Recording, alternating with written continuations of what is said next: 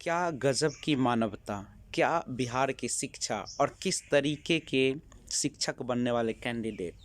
आपको पता है 2011 बीटीईटी में असफल अभ्यर्थी लगातार कोर्ट के दरवाजे खटखटाने पर लगे थे। न जाने कितने केस किए, न जाने कितने अपने हक के लिए दूसरों से चंदा ले लेकर सबको वर्गलाया, सबको मायूस किया और अपना पैसे के नाम पर लोगों का पैसा खाया। और आज जब न्याय की बातें कोई करता है कि हमें न्याय मिलना चाहिए और उसके लिए कुछ पैसे की डिमांड करता, वो भी केस को कोर्ट में लड़ने के लिए, तो कहता है कि वो चंदा चोर है, ये बेकार है, केस से कुछ होने वाला अरे नहीं है। तो तुमको 2011 में समझ में आनी चाहिए। अब क्यों?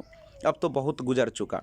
अब तो तुम सबको बर्बाद कर चुके, 10 साल बर्बाद किया। और अब जब क्वालिफाइड वाले डिसक्वालीफाइड हो गए और डिसक्वालीफाइड वाले क्वालिफाइड हो गए, जिसको नॉर्मलाइजेशन पद्धति के आधार पर 30 नंबर फोकट मिलेगा, तो बेवकूफ़ भी पास कर जाएगा। तो कौन सी बड़ी बात कर लिए हो। और कल तक केस केस खेल रहा था शिक्षा सुधार रोजगार वाले नीरज कुमार जी, आज दूसरे को उपदेश का पाठ पढ़ा रहे हैं कि केस करने से कोई फायदा नहीं था। तो क्या आपको समझ में नहीं आया था 2011 में, जो आज तक और अभी भी लड़ रहे हो? न जाने नीरज कुमार शिक्षा सुधार रोजगार की तरफ से कितना केस किया गया नहीं, और ये नाम तो रखते हैं शिक्षा सुधार रोजगार और काम करते हैं बेवकूफ़ी वाला, बिल्कुल ना इंसाफी वाला। उनके कथनी करने में अंतर ही नहीं। कल तक केस केस कर रहा था और आज कहता है केस बेकार है। अरे तुम्हारी नैतिकता ही खराब है तो तुम क्या शिक्षा दोगे? कल तक बीटेट 2017 की गलत प्रश्नों के बदले मार्किंग की बात कर रहा था, क्योंकि वह 2017 में बीटेक फेल कर गया था। और संजोग संजोग क्या, इस सरकार की एक गलत नीति के बस किसी तरह एसटीटी 2019 परीक्षा पास कर गया, तो दूसरे के दुहाई देने लगा कि केस करने से फ़ायदा नहीं होता। नहीं होता है तो पहले समझ में नहीं आया था। जो दिन रात कोट कोट करते थे और लोगों का पैसा खाते थे, चंदा चोर बन के रहते थे, और आज जब न्याय की बात करता है तुमको वो चंदा चोर नहीं आता। आज लोग चंदा की बात करते हैं कि इससे आगे न्याय मिलेगा, तो तुम उससे चंदा चोर करते हो। और कल तक तुम क्या थे? कल तक वही भेड़िया थे, वही लोग थे। और आज ना इंसाफ़ी हुई है मैथ वाले के साथ, तो आज तुम इंसाफ की बात के बदले एक उलट बात करते हुए केस करने से फ़ायदा नहीं होता।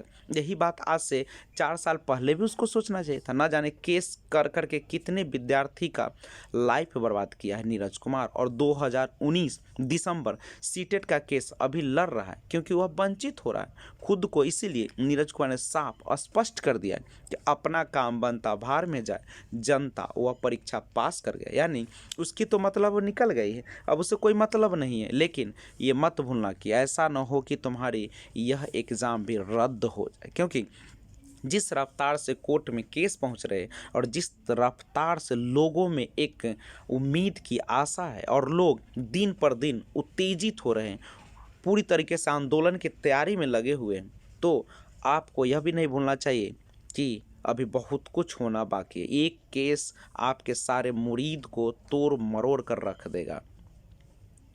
एसटीईटी तो दूसरे के केस करने से रोक रहा है, जबकि सच्चाई यह है कि सोशल साइंस और मैथ वाले के साथ एसटीटी में घोर अन्याय हुआ। यह दूध का दूध और पानी का पानी कोर्ट में हो जाएगा, बशर्ते कि कोर्ट में फाइल स्टूडेंट को अपने पक्ष को मजबूती से रखना पड़ेगा। सभी को एक साथ मिलकर और बहुत मजबूती के साथ केस में दावा करना होगा, पूरी तन्मयता के साथ। और हमें तब तक लड़ना है जब तक हमें न्याय नहीं मिल जाता है, चाहे यह परीक्षा की बहाली हो या ना हो या रद्द हो जाए, इससे कोई फ़र्क नहीं पड़ता। क्योंकि दुनिया से हम लोगों को एक सीख तो मिल चुकी है कि अपना काम अगर बन जाता है तो दुनिया कहीं भी जाए, यानी अपना काम बनता भाड़ में जाए जनता। यही फार्मूला लोगों के दिमाग में बस गई है।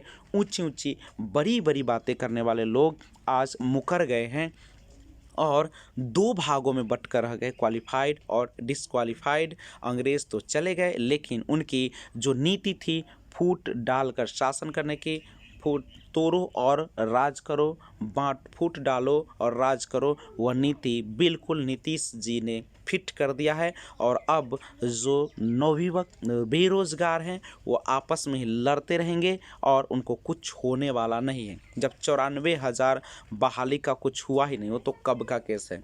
और फिर 6 चरण STET का कुछ हुआ ही नहीं, तो आज तुम 2019 के STET की क्या कामना करते हो? अरे होने वाला भी नहीं है। ये बिल्कुल एक दिन आएगा जब फिर से एग्ज़ाम हो।